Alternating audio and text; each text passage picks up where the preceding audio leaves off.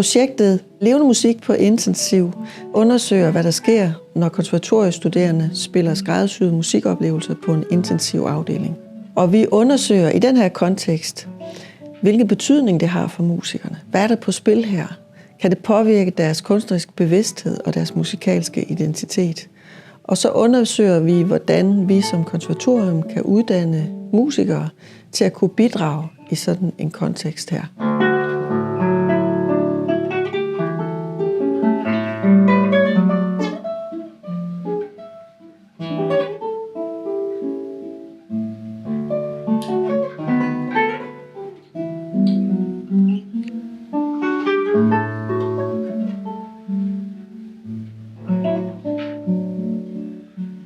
Det er et meget syntetisk lydunivers, vi befinder os i her på Intensiv. Og det er også et rum, der er fyldt af mange kontraster. Med liv, død, med håb og fortvivlelse, med smerte og lindring. Og det er det rum, vi inviterer musikerne ind i. De skal spille nogle skræddersyede musikoplevelser. Det er meget krævende at gå ind i sådan et rum, og det kræver en grundig forberedelse. Det kræver noget teoretisk introduktion, men det kræver også en bevidsthed omkring, hvordan man vælger musik. Hvad kan man spille i sådan et rum her? Hvordan kan man læse atmosfæren i et rum? Hvordan kan man læse den patient, der ligger i sengen, og omsætte det i en musikalsk oplevelse? Og det er meget vigtigt, at musikerne vælger musik, som virkelig betyder noget for dem. At der er noget på spil i musikken, for det er det, der connecter til patienter og pårørende. Jeg synes, det är meget givande. Alltså, fordi det är en annan typ av flexibilitet också när man spelar. Alltså när man spelar på konsert så spelar man på ett visst sätt, oftast. Men jag märker också när jag kommer och spelar här så kan jag spela stycken helt utan liksom regler eller någonting, bara på det sättet som jag syns passar bäst in i situationen eller atmosfären. Så det tycker jag är riktigt givande. Jeg håber, vi kan bidrage med følelser, at de er mennesker for en stund og ikke patienter, og at vi kan glemme for en stund den stemning, der nogle gange kan være på et hospital, og tage dem ud af det og give dem en pause fra alt det, de gennemgår. Et hav, der våger sig til ro nu. En strand, der vågner så vidt. Min ren orange rød magi. En fred, der rækker vidt, mens vi holder hænder. Dag Hammarskjöld har et rigtig godt citat, som egentlig rammer meget præcist, hvad det er, vi arbejder med her. Nemlig, at for at kunne connecte med andre mennesker, så er du nødt til at connecte meget dybt i dig selv. Og det er også det, der er på spil her, kan man sige, at man går ind i et sårbart rum, så kommer du også i kontakt med din egen sårbarhed. At du møder dig selv på en meget dyb plan, både som menneske, men også som musiker. Fordi det, vi arbejder med, det er jo i virkeligheden at finde mennesket bag ved patienten. Men det er også det sjovt, det der med, at det er også mennesket bag musikeren på en eller anden måde, der kommer frem i det her. Det der med at fokusere på det hele, altså også uddanne musikere som hele musikere. Ikke kun, selvom det er meget vigtigt, og det er vores udgangspunkt, høj kunstnerisk kvalitet, men det er også deres personlige kvaliteter. Det er det, vi tror på, at vi kan uddanne nogle musikere, der kan bidrage til samfundet som ressourcer, til forandringer og til forbedring. Det at spille koncert på intensivafdelingen, synes jeg slet ikke føles som at spille koncert. Det er en meget mere intim oplevelse end det, som man normalt som klassisk musiker i hvert fald vil opfatte som en koncert. You have to rely a lot on your intuition because you have to adapt to the patient's condition. Here is not, I think it's not about you. You're not the star anymore, like on stage. It's about the patients. Det har givet mig et indblik i, at musik er noget dybt, noget som vi som mennesker kan bruge til at relatere til hinanden og komme tættere på hinanden. I can use the music for something more than just purely entertainment. You know, I can send something more powerful than, you know, like hope, positive energy, even healing. You know, I believe that music can heal.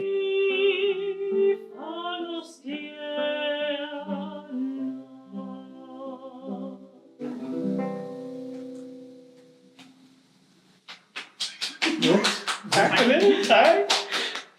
Tak fordi vi må spille for dig. Ja. Det må jeg da bestemt gerne. Det var en fornøjelse. Det giver jo en oplevelse i hverdagen, som man ikke, så den ikke bliver for triviel. Når man ligger her, så kan dagene godt blive lidt lange, selvom der sker mange ting omkring en.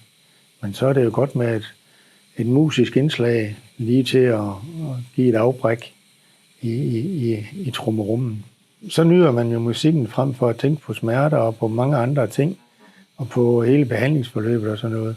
Så man får lige en pause, et stop i hele tankemyldret, og får slappet af, mens musikken spiller. Musik hænger sammen med alt. Det gør det, vil jeg sige, og kan bløde op for mange ting. Og det er jo dejligt at høre noget andet musik, end det man måske altid lytter til hjemme på radioen. Et utroligt vigtigt element i det her, det er forberedelsesfasen af musikerne. For de kommer ikke direkte fra øvelokalerne og herind på intensiv. Det er et grundigt forarbejde, der kræves for ligesom, at de kan være i stand til at kunne interagere i det her rum.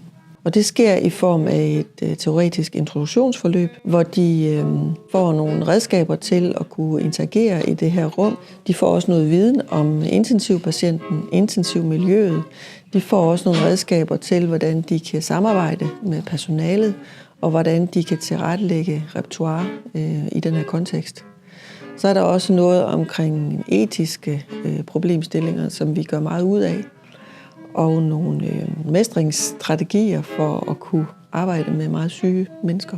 Og det sker også i meget tæt samarbejde med personalet, som også underviser musikerne i deres sundhedsfaglige praksis, og hvordan vi sådan kan skabe et godt tværfagligt samarbejde omkring fagligheder.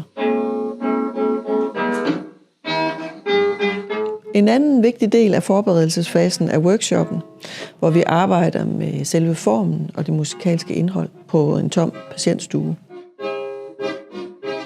Det har været øjenåbnende at få en ny kultur og en ny branche ind, og ligesom se den sammensmeltning og kombination af de to verdener, der har skulle finde ud af det sammen. Sygeplejersker, vi er jo vant til at fornemme mennesker, så vi har den der sjette sans, den der føling med, hvordan andre mennesker har det, og hvad de kunne have brug for.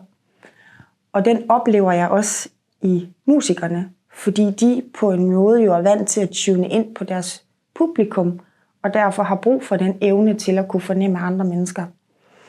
Så de to karakteristika falder jo meget godt i tråd med hinanden, og det tror jeg har hjulpet os meget langt hen ad vejen til der, hvor vi er i dag, at det er blevet så fast integreret en del. Det er jo blevet helt naturligt for os, at der kommer musikere på intensiv. Intensiv er en travl biks, så der sker rigtig mange ting, og man har mange ting, man skal nå i løbet af en vagt, hvor musikken er lige det øjeblik, hvor man stopper op og giver sig hen i det.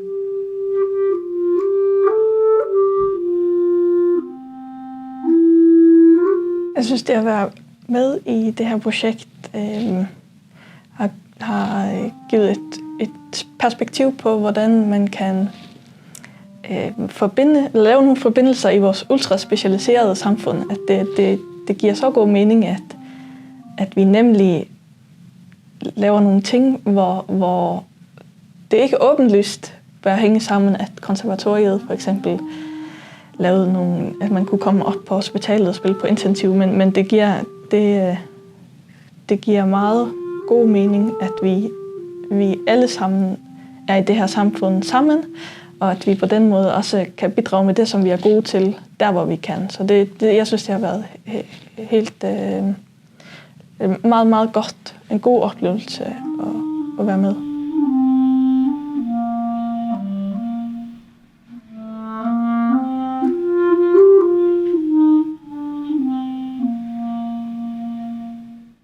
Det vi arbejder meget med i forhold til repertoire, det er, hvordan vi kan regulere arousal.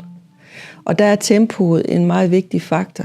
Altså hvis man spiller, det ved man fra forskning, hvis man spiller meget hurtig og meget kraftig musik, kompleks musik, så stiger ens arousal-niveau. Altså det vil sige ens blodtryk og puls, ens alertness. Hvorimod, hvis man spiller rolig, afslappende musik i sådan en enkel musikalsk struktur, så vil dit niveau uværligt falde. Fordi vi skal undgå at overstimulere de her patienter. Der er en meget udsat og meget stresset situation i forvejen, så det gør vi en stor del ud af. Så for eksempel, hvis jeg kommer ind til en patient, der ligger i respirator, og man ikke sådan har en direkte kommunikation, man kan ikke sådan læse patienten, så vil jeg starte med at spille noget roligt, enkel musik, sådan ligesom for at så fornemme, hvordan oplevelsen modtages hos patienten. Og det kunne eksempelvis lyde sådan her.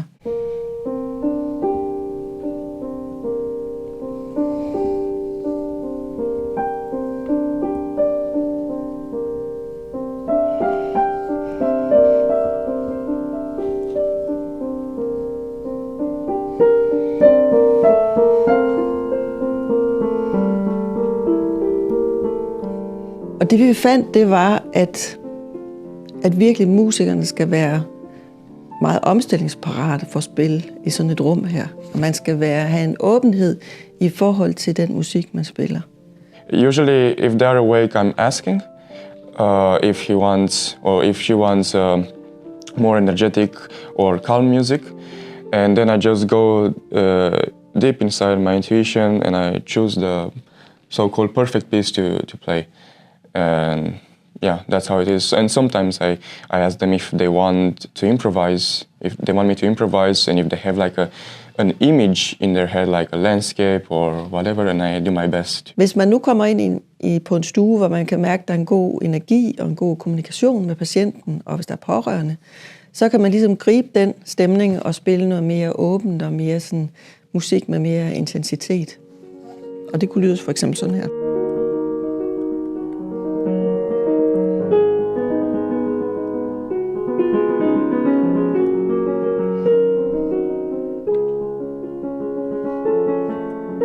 Man har ligesom forberedt nogle stykker, der rammer forskellige situationer og forskellige følelser. Og så er det meget, når man er i det, man ligesom fornemmer, hvor er patienten, måske hvor er de pårørende, hvis der er sådan nogen til stede. Hvad er stemningen i rummet? Og så prøver man at finde et stykke, der matcher det mest muligt.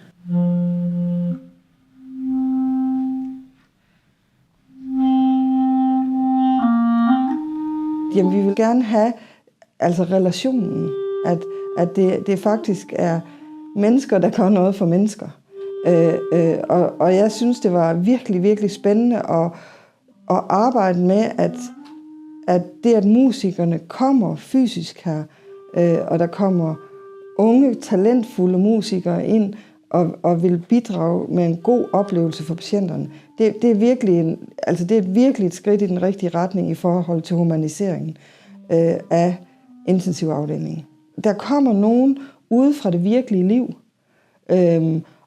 og mange patienterne, de forklarer det som, at jamen, det var ligesom at få en gave, og det er den bedste koncert, jeg nogensinde har været til, og det fik mig til at tænke på mit liv, at det skal jeg da tilbage til, det her liv. Så sådan, altså på en eller anden måde sådan en idé, altså et betydningsfuldt øjeblik for patienterne, der får dem tilbage på sporet til, at jamen, jeg vil gerne livet, og jeg skal altså ud herfra igen, og jeg skal hjem og have mit liv tilbage.